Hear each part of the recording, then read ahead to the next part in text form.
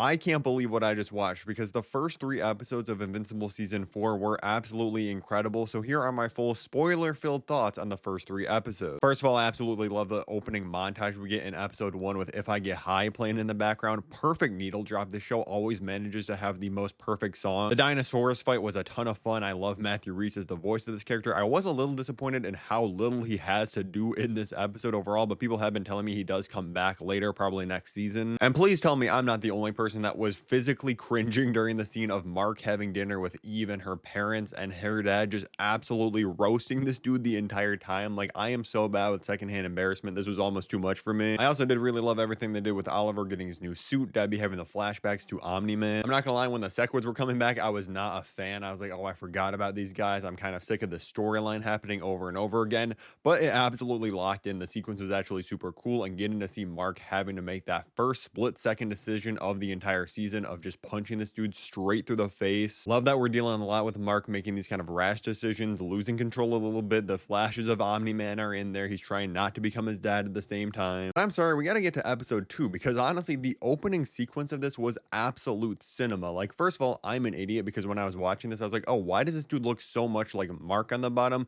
Are they just being lazy and reusing character models? And then it's like, oh no, this is actually a young Nolan. And while obviously you don't want to feel bad for like any Viltrumite or Omni-Man after what he did, it was really cool to see this entire sequence and understanding like, oh yeah, this is what the Viltrumites grow up like. His own parents almost killed him. That makes that scene of him and Mark in season 1 hit 10 times harder. Of course, then we get into the virus that was released on the Viltrumites, and the visuals in this sequence of just seeing the literally billions of dead bodies floating through outer space, and then all those bodies, seeing them form the ring. Absolutely insane sequence. The visuals here were off the charts. This is the type of lore I absolutely love in this universe, and I love how we just slowly get a little bit of it every single season, and you just keep learning more and more about this universe. I don't think the rest of the episode was quite as incredible as the opening sequence, but it was still a lot of fun getting to see Alan and Omni-Man go on these different missions, getting all these different people and tools kind of to try to defeat the Viltrumites, like Space Racer. That was a cool sequence. I love the gag that they kept doing over and over again of where Alan and his girlfriend keep Omni-Man awake, and then obviously it's revealed that, oh, there were a ton more rooms. That was hilarious. I also love the scene we got of Thetis actually just admitting to Omni-Man like, hey, I created the virus and I actually have another stronger one that will wipe you guys all out for good, and seeing Omni-Man's reaction to that, because it's like, yeah, everybody is trusting Omni-Man now and people trust Mark on Earth,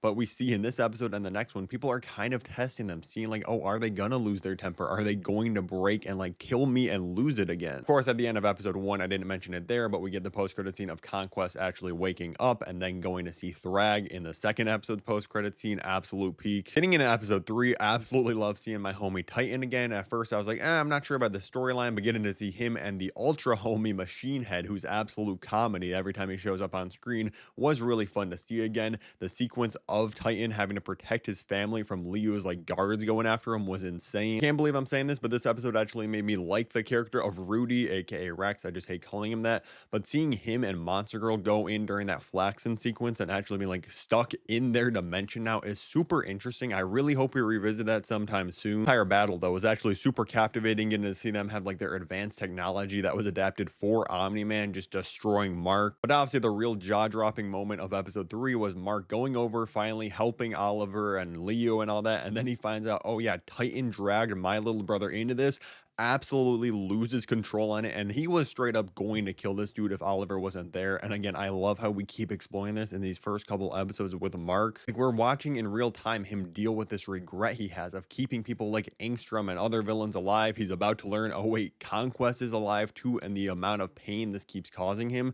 And it's like, yeah, you shouldn't just straight up kill people. It's obviously better to be a hero that doesn't, but he is starting to just really struggle with that idea. Obviously you can tell this is not a breakdown. I've been jumping over a lot of plot points and everything. I'm just going over some of my favorite moments, but I did really love the entire thing we saw in these 3 episodes of Eve struggling with her powers, wondering what on earth is happening, and then obviously we get the reveal at the end of episode 3 that she is pregnant. As someone that hasn't read far enough ahead in the comics to know what happens with this baby, I am really interested to see where this storyline goes with Eve. I don't think my homie Mark needs to hear about having a baby right now, but we're gonna see how he handles that, I guess. Really though, just so great to be back to Invincible. I'm giving the first 3 episodes a really strong 8.5 out of 10. Really love them. Let me know know in the comments below what your favorite part of these 3 episodes were, and if you want to see my full spoiler-free thoughts on the first 6 episodes of the show I got to watch early actually, click the video at the top of the screen now, or if you want to see all my other Invincible rankings and videos on the channel, click the playlist at the bottom, and thank you so much for watching.